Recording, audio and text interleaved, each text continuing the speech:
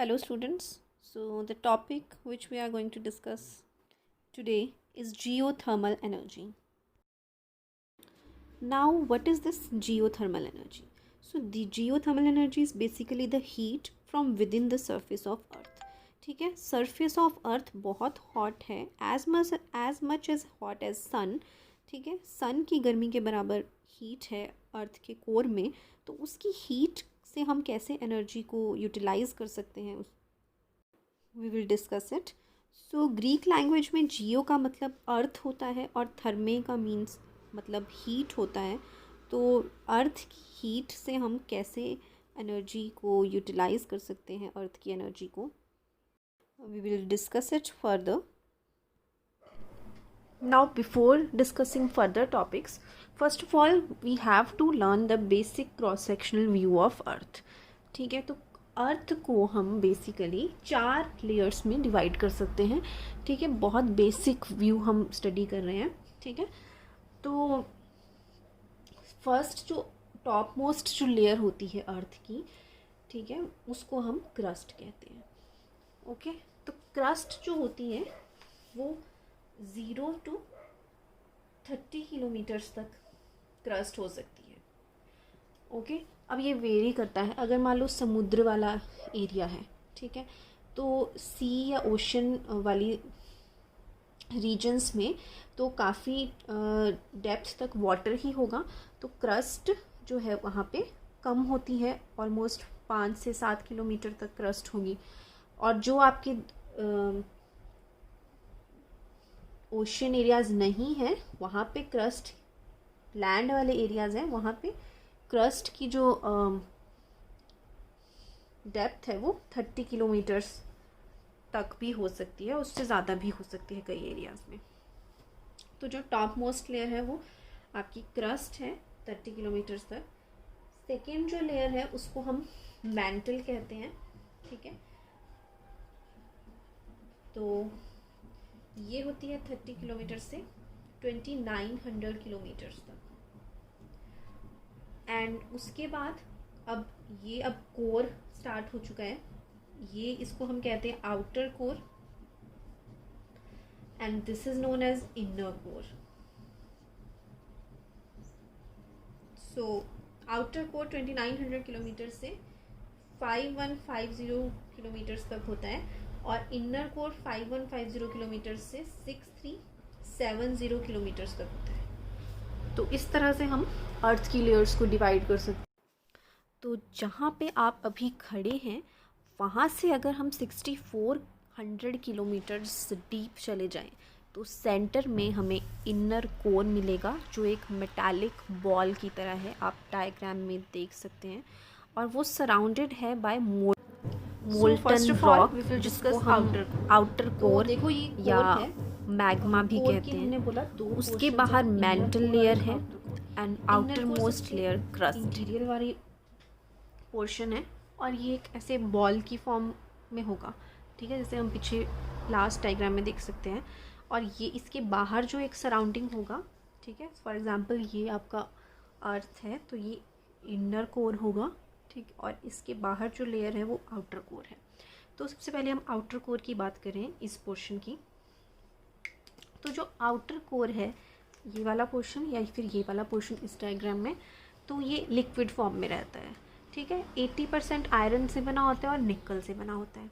ठीक है, एंड यही रिस्पॉन्सिबल है अर्थ के मैग्नेटिक फील्ड के लिए भी, क्योंकि यहाँ पे आपके कंडक्टर मटेरियल है ये आयरन और ये लिक्विड फॉर्म में है तो ये मूव कर रहा है. ठीक है, तो यहाँ पे करंट्स फ्लो कर जाते हैं और जिस कारण अर्थ की मैग्नेटिक फील्ड भी current carrying conductor magnetic field की तरह एक्ट करेगा. तो वो मैग्नेटिक फील्ड हम जानते ही हैं, अर्थ की भी मैग्नेटिक फील्ड होती है, नॉर्थ और साउथ पोल्स होते हैं. तो वो हम ऐसा मानते हैं, ठीक है, कि वो इस वजह से आउटर कोर की वजह से प्रोड्यूस हो रही है. ठीक है, और अब हम इनर कोर की बात करेंगे जो सबसे अंदर का बॉल की तरह स्ट्रक्चर है ये वाला. ठीक है, तो जो इनर कोर है that is a solid metal ball. ठीक है, जैसे मेटल की बॉल है उस तरह का स्ट्रक्चर है, वो सॉलिड है. और सॉलिड क्यों है, क्योंकि अंदर तो एक्सट्रीम हाई टेम्परेचर्स होते हैं, ठीक है, it is intensely hot temperatures होते हैं 5400 डिग्री सेल्सियस के करीब। सन जितना हॉट होता है उतना ही हमारा इंटीरियर भी हॉट है। तो उतने हाई टेम्परेचर्स पे भी वो सॉलिड क्यों है? क्योंकि वहाँ पे एक्सट्रीम हाई प्रेशर है, इतने प्रेशर पे आयरन का मेल्टिंग पॉइंट भी इंक्रीज़ हो जाता है, ठीक है। तो टेम्परेचर तो ज़्यादा है पर हाई प्रेशर की वजह से वो सॉलिड फॉर्म में ही होगा सेंटर में। और it is also made up of iron and निकल से बना होता है प्रीडोमिनेंटली, और इसमें कुछ हैवी मेटल्स भी होते हैं like gold, platinum etcetera. So अभी हम रीज़न स्टडी करें कि why your core is so hot, क्यों हॉट है वो। So now the question is कि why is the interior of earth so hot, ठीक है। तो दो रीज़न्स हैं मेनली क्यों जो कोर है वो इतना हाई टेम्परेचर रीच करता है। तो पहला है कि heat from when the planet is formed, कि हमारा प्लैनेट हम सब जानते हैं कि बिग बैंग, जो हाइपोथेटिकल हम एक कॉन्सेप्ट लेके चलते हैं कि बिग बैंग हुआ था जिसके बाद सारे प्लैनेट्स फॉर्म हुए थे।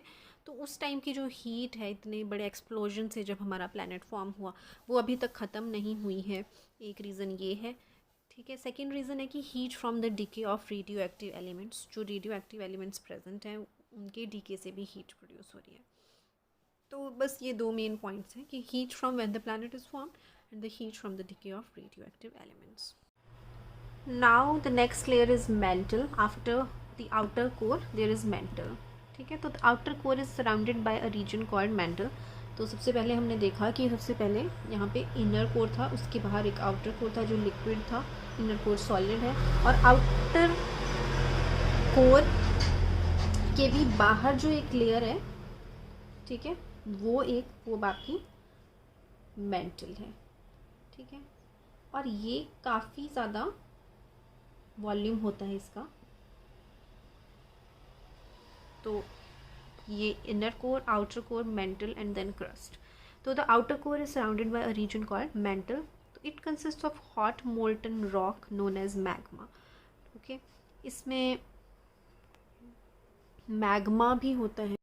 ये मैग्मा क्या होता है? मैग्मा एक मोल्टन रॉक होता है, ठीक है। जैसे जब हमने देखा वॉल्केनिक इरप्शंस होती हैं तो जो लावा बाहर आता है वो आपकी मेंटल लेयर से ही आता है, वो यही है, ठीक है। It comes out during volcanic eruptions. And जो मेंटल है वो 84% ऑफ अर्थ्स वॉल्यूम, 84% जो टोटल अर्थ है वो मेंटल वाले रीजन में आती है। और बाय अगर मास हमें देखना तो 67% जो मास है वो मेंटल वाले रीजन में होता है। Now we can note down that mantle is mostly rocks and minerals. So अभी हमने पिछले स्लाइड में देखा कि मेंटल में मैग्मा भी होता है। येस, इट्स ट्रू कि उसमें लिक्विड फॉर्म में मैग्मा होता है, बट मोस्टली जो मेंटल है वो रॉक्स और मिनरल्स की बनी होती है। And in some areas it has semi solid magma, ठीक है। कुछ एरियाज़ में मैग्मा जो कि मोल्टन रॉक होता है वो भी फ्लो करता है। Now we will discuss about the topmost layer, which is the crust.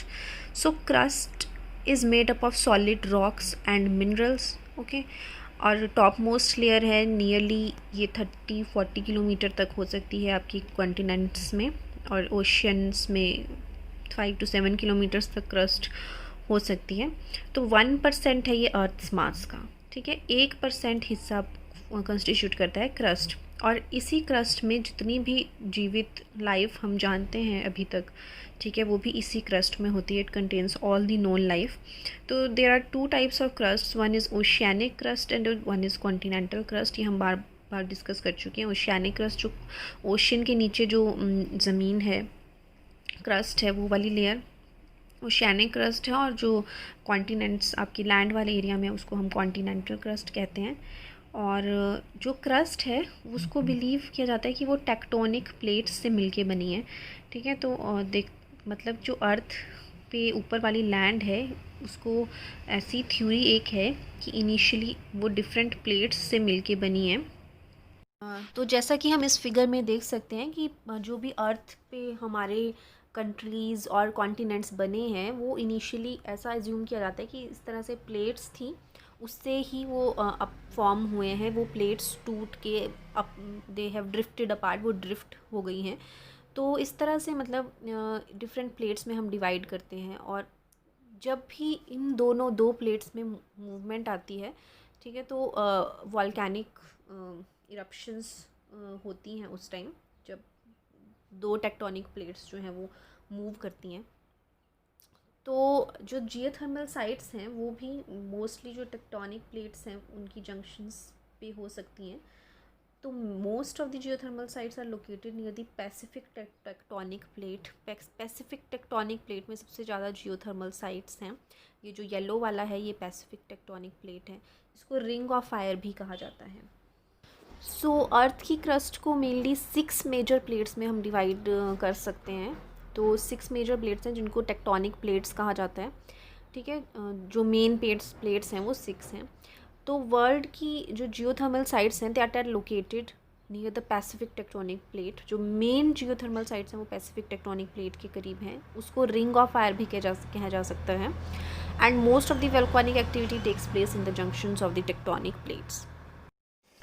So now let's talk about the different components of geothermal energy sources. So सबसे पहले जो साइट्स होती हैं जहाँ पे जियोथर्मल सोर्सेज होते हैं उनको जियोथर्मल फील्ड्स कहा जाता है। The sites having geothermal sources are called geothermal fields, ठीक है। अब जियोथर्मल सोर्सेज में एक्चुअल में क्या हो रहा है वो हम स्टडी करते हैं। तो मेन कंपोनेंट्स क्या हैं? सबसे पहला कंपोनेंट है हीट सोर्स। तो हमने अर्थ की डिफरेंट लेयर्स को स्टडी कर लिया कि सबसे पहले आपका क्रस्ट है, ठीक है, और क्रस्ट की जो लेंथ है वो हमने देखा 30 to 40 किलोमीटर्स तक हो सकती है कॉन्टिनेंट्स पे। क्रस्ट के निचली जो लेयर है वो आपकी मैंटल लेयर है। एंड हमने स्टडी किया कि मैंटल लेयर में मोल्टन मैग्मा भी होता है कुछ साइट्स पे, ठीक है। तो जो यहाँ पे हीट सोर्स है वो एक्चुअल में मोल्टन मैग्मा है। तो ये जो गरम पिघला हुआ पत्थर है जिसको हम मैग्मा कहते हैं, उसकी हीट से अब कैसे हमें एनर्जी डिराइव करनी है वो हम देखते हैं। तो आपको हीट सोर्स पता चल गया, वो मोल्टन मैग्मा है, उसका temperature greater than 600 degree Celsius तक हो सकता है। सेकेंड पॉइंट है हीट कैरियर फ्लूइड। अब होता क्या है कि जो क्रस्ट है, क्रस्ट में कहीं पे बीच में क्रैक्स हो सकते हैं।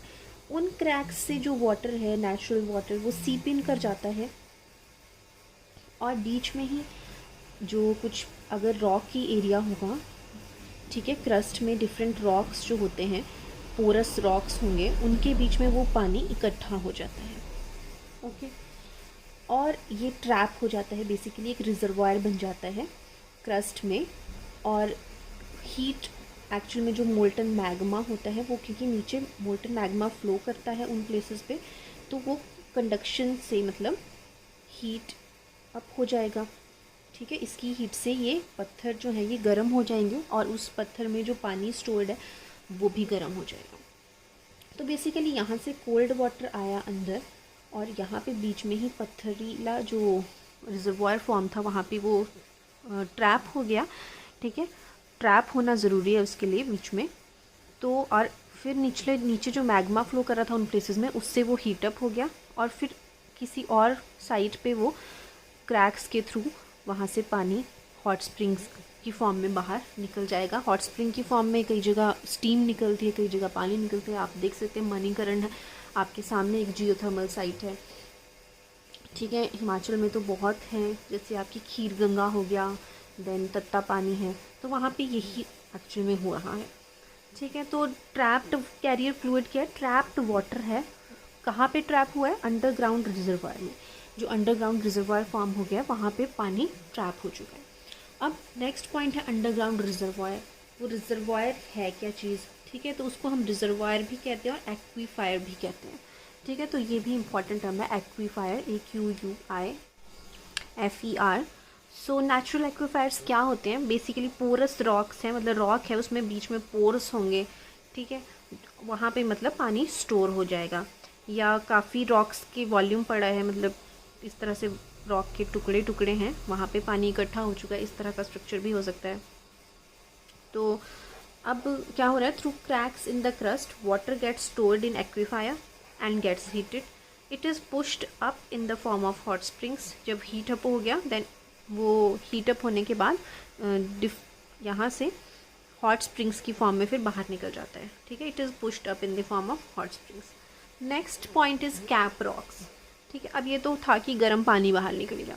अब कैप रॉक्स का क्या काम है कि ये जो एक तो मेन आपका यहाँ पे रिजर्वायर हो गया, इसके बाहर भी रॉक्स होंगे जो इसको कवर कर लेंगे, ठीक है। रिजर्वायर के ऊपर वाले जो रॉक्स होंगे उनको हम कैप रॉक्स कहते हैं। तो अब बेसिकली वो क्या काम कर रहा है, वो एक ढक्कन का काम कर रहा है। मतलब यहाँ पे एक पानी पड़ा और कैप रॉक्स जो है वो एक तरह से एक बॉयलर बन चुका है, मतलब उसका एक कैप बन चुकी है। तो वो पानी उबल उबल के अब उसमें स्टीम में कन्वर्ट हो जाएगा क्योंकि, ठीक है।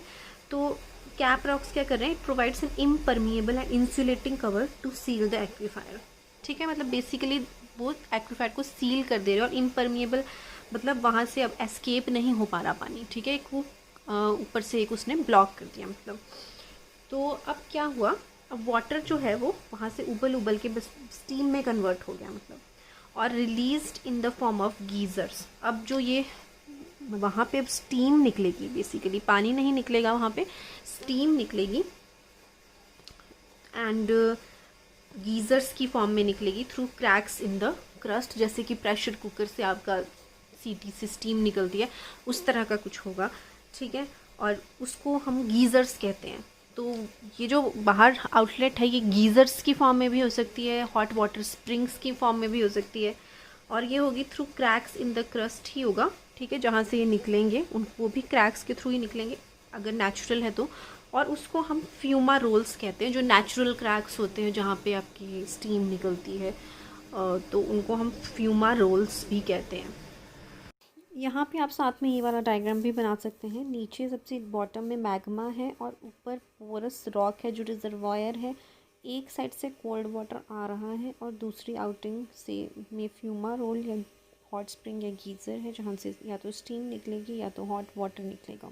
सो now let's discuss some key facts and figures. तो टोटल जो वर्ल्ड का पोटेंशियल है जियोथर्मल एनर्जी से जितनी हम इलेक्ट्रिसिटी जनरेट कर सकते हैं वो 70 to 80 गीगावाट्स है, ठीक है। इतनी की जा सकती है, बट अभी तक जितनी जनरेट हुई है वो उसका सिर्फ 15% हुई है, अराउंड 13 गीगावाट इस स्लाइड के अकॉर्डिंग। बट ये थोड़ा पुराना डाटा है, तो रिसेंट डाटा मैंने जो नेट से देखा है वो हम नेक्स्ट उसमें देखते हैं। तो आज की डेट में 2019 का डाटा है ये।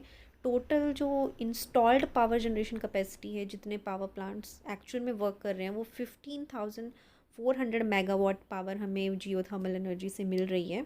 तो ये पॉइंट आप यू कैन रिमेंबर इट, ठीक है, and keep it in mind.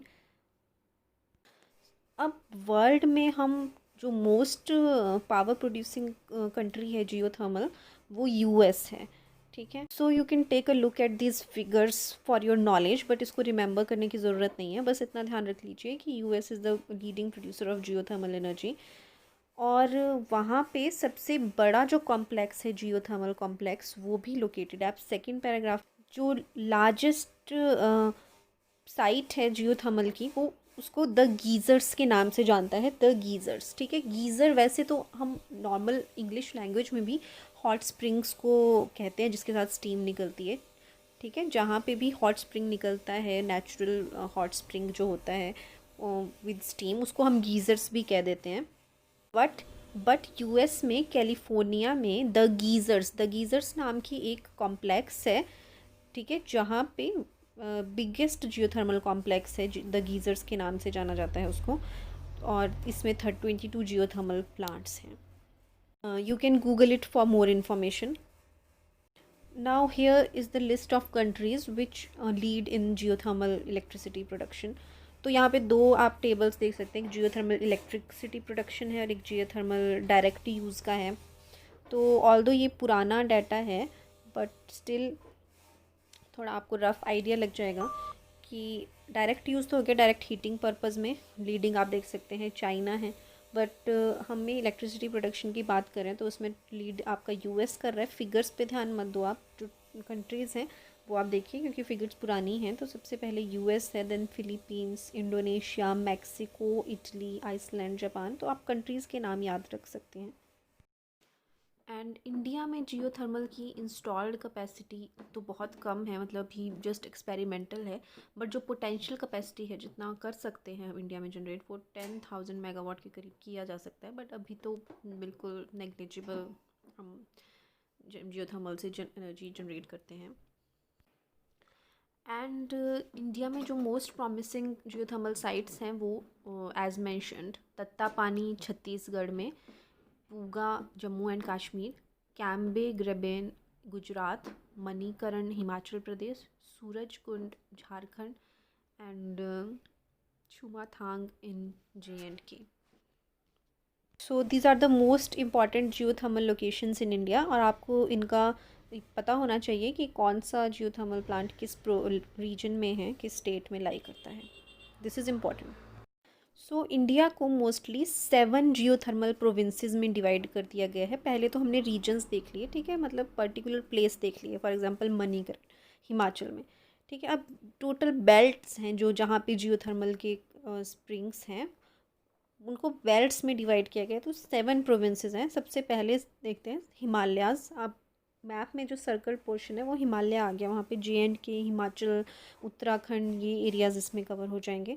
Second जो जियोथर्मल साइट है जो टेक्स्ट में साइड में दिया है उसमें सोहाना, ठीक है, तो इट लाइज इन हरियाणा, तो आप देख सकते हैं दिल्ली के थोड़ा करीब Sohana. Then we have are western coast आप देख सकते हैं, ठीक है, जहाँ पे बॉम्बे है वहाँ वो वेस्ट कोस्ट हो गया, वो रीजन हो गया एक। देन फोर्थ इज़ कैम्बे, तो Cambay is located in Gujarat, आप गुजरात में जो सर्कुलर पोर्शन है वो वाला रीजन हो गया। नेक्स्ट फिफ्थ वन इज़ सोन नर्मदा तापी, तो ये जो सोन नर्मदा तापी इसको सोनाटा भी कहते हैं, तीनों का नाम कॉम्बिनेशन। तो ये जो बीच वाली बेल्ट है सोनाटा, ठीक है, सेंटर में यहाँ पे आपका तत्ता पानी हो गया छत्तीसगढ़ में, जो काफ़ी एक फेमस साइट है, ठीक है। एंड सिक्स्थ बेल्ट है गोदावरी, तो गोदावरी बेल्ट भी आप देख सकते हैं सोनाटा के नीचे। And also Mahanadi belt. So these are the most common जो 7 जियोथर्मल प्रोविंसेस हैं वो। So now we will study the advantages and disadvantages of geothermal energy. So firstly the advantages. तो सबसे पहला है कि it is independent of weather के ऊपर डिपेंड नहीं कर रहा, अर्थ की हीट का यूटिलाइज कर रहा है। सेकेंड पॉइंट है tremendous energy is stored in the form of heat inside the earth, तो no extra storage facility are required. Earth में ही इतनी हीट स्टोर है, आपको उसको हीट को स्टोर करने के लिए अलग से कोई चीज़ की ज़रूरत नहीं है, आप जस्ट अर्थ में जो हीट ट्रैप्ड है उसको यूज़ कर रहे हो। नेक्स्ट है they require less area. Next is it is free and renewable energy source. Next it can be utilise for energy generation as well as direct heating purpose. इसको आप power generation के लिए तो use कर ही सकते हैं, उसकी स्टीम से आप टरबाइन को ड्राइव कर सकते हैं, साथ ही साथ आप उसका हीटिंग पर्पज़ में भी उसको यूज़ कर सकते हैं। नेक्स्ट पॉइंट है emission of gases, pollutant gases जो होती है वो as compare to thermal power plants बहुत कम होती है इसमें, क्योंकि इसमें भी जो डिज़ोल्व स्टीम है, स्टीम में भी गैसेस डिज़ोल्व होती हैं। जब ये स्टीम सरफेस पे आएगी तो ये भी पॉल्यूशन तो कॉज करेगी ही, बट वो बहुत लेस होगा उसके कंपैरिजन में जो कि fossil fuels based power plants करते हैं, जैसे कि thermal power plants. Next point is it is cheaper than energy obtained from fossil fuels, बहुत चीप है। अब हम उसके डिसएडवांटेजेस स्टडी करेंगे। डिसएडवांटेजेस में फर्स्ट पॉइंट है that the energy is of low grade heat. Low grade heat का मतलब है इतनी ज़्यादा गर्म नहीं होता है, ठीक है, मतलब बहुत सुपर हीटेड नहीं होगा, वो लो ग्रेड हीट होती है, ठीक है, कम मात्रा में उसकी हीट होती है as compare to thermal power plant में तो हमें बहुत सुपर हीटेड करना पड़ता है स्टीम जनरेट करने के लिए। तो नेक्स्ट है नॉइज़ पोल्यूशन, इसमें होता है ड्रिलिंग के वक्त। नेक्स्ट है जो फ्लूइड्स होते हैं geothermal fluids that are corrosive in nature, क्योंकि उसमें हमने देखा हार्मफुल कंपोनेंट्स डिज़ोल्व होते हैं, तो वो जो पाइप्स हैं या मिड स्टील स्ट्रक्चर है उसको इफ़ेक्ट कर सकते हैं, as well as life of plants को भी इफ़ेक्ट कर सकते हैं वो। तो नेक्स्ट है कि जियोथर्मल एनर्जी लिमिटेड साइट्स पे होती है। And next point is that geothermal fluids have dissolved gases like carbon dioxide, hydrogen sulphide, ammonia, methane, nitrogen, hydrogen, which leads to air pollution. Next is they can also contain radio active materials, radio active materials भी हो सकते हैं इसमें, तो वो health को problem कर सकते हैं क्रिएट। एंड नेक्स्ट है कि huge amount of steam which escapes into the atmosphere without utilisation may cause dense fog. अगर ज़्यादा स्टीम निकलती है उस एरिया पे तो उसकी वजह से फॉग उस एरिया में हो सकती है which may lead to road and traffic problems. And one of the most important point जो मेजर इसकी डिसएडवांटेज है वो ये है कि बहुत कम एफिशिएंसी होती है जियोथर्मल प्लांट्स की, तो उससे पूरी हम हीट को यूटिलाइज़ नहीं कर सकते हैं, बहुत सी हीट उसकी वेस्ट हो जाती है। तो लो एफिशिएंसी की वजह से जियोथर्मल प्लांट्स की huge amount of heat is escaped without being fully utilised. ठीक है, तो नेक्स्ट पॉइंट है efficiency of geothermal power plant is about 15%, 15% के करीब है इसकी एफिशिएंसी। और हमें पता है कि जो फॉसिल फ्यूल बेस्ड प्लांट्स होते हैं जैसे थर्मल पावर प्लांट, तो उसकी एफिशिएंसी 30% होती है, तो एफिशिएंसी कम है इसकी। तो इन पॉइंट्स में आपको पूरा इनको याद करने की ज़रूरत नहीं है, रट्टा लगाने की ज़रूरत नहीं है, जस्ट एक रीडिंग देनी है जनरल, और फिर आप अपने वर्ड्स में इन पॉइंट्स को फ्रेम कर सकते हैं, वो ज़्यादा बेटर रहता है इजी लैंग्वेज में। मेन पॉइंट कन्वे होना चाहिए एंड वो ही मैटर करता है। So that's all for today's lecture. Thank you.